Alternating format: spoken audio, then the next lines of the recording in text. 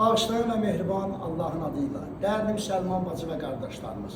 İnşallah gördüğünüz bu Xanım Zeynəb Salamullah Əleyhanın heyəti ilə bugün biz Kərbəla adlı Nohəmizə addım attıq, çəkiliş edirik inşallah. Mən bugün eylədi şiir perişan bizləri yad edərək Kərbəla meydan